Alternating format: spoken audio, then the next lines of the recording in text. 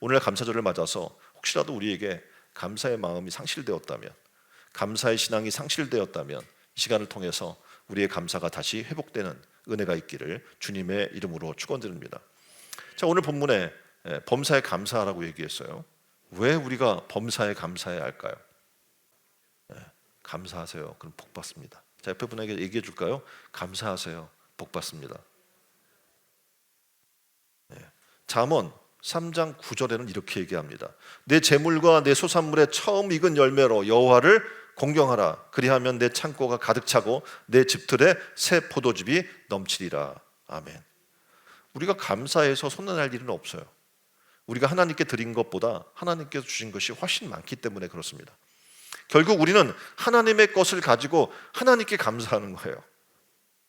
아이들 때로는 어떻게 해요? 부모님 뭐 어버이날이든지 부모님의 생신이든지 이럴 때 선물하잖아요. 그렇죠? 누가 준 거예요? 애들이 부모님께 용돈 받은 거. 그죠? 부모님으로부터 받은 걸 가지고 일부를 떼어서 또 생색을 내면서 부모님한테 선물하는 거예요. 근데 놀랍게도 그 부모님은 그 내용을 다 알지만 기뻐하는 거예요. 그리고 용돈을 더 두둑히 줍니다. 더 놀라운 사실은 어떤 부모님들은 어떻게 해요? 선물 사라고 돈까지 줘요. 이게 말이 됩니까? 그러면서 그 내가 준 돈으로 선물을 사오는데 기뻐하는 거예요. 하나님이 그렇습니다. 우리의 인생은, 우리의 건강은, 우리가 소유한 재물은 다 누구로부터 온 거예요? 하나님으로부터 온 거예요. 그 중에서 어떻게 해요?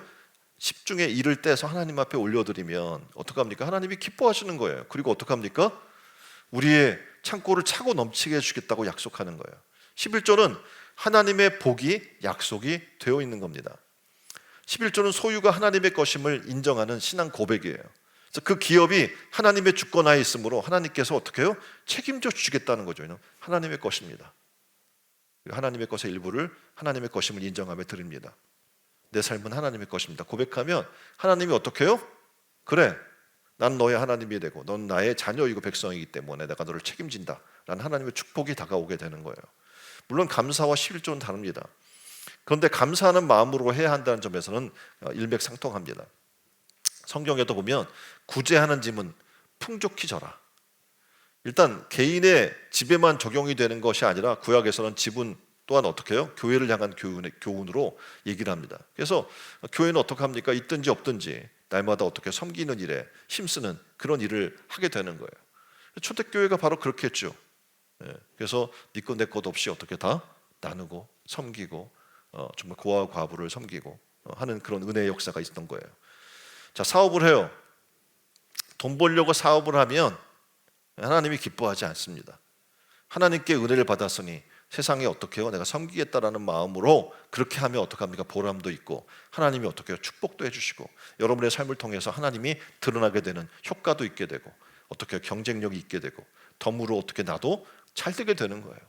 이게 얼마나 큰 축복입니까? 그래서 하나님의 은혜를 알고 감사하게 되면 내가 일을 할 때에도 감사로 그 일을 하게 되면 하나님이 어떻게 해요? 그냥 복 주시는 거예요. 나가도 들어가도 여러분이 떡반죽그릇에 손을 넣어도 빼도 어떤 사람이 되는 거예요? 복 받는 사람이 될 줄 믿습니다. 감사 안 하시겠어요? 이런데도 감사 안 하면 미련한 거죠. 복 주신다는데. 그래서 감사하여 복 받는 여러분 되기를 주님의 이름으로 축원드립니다.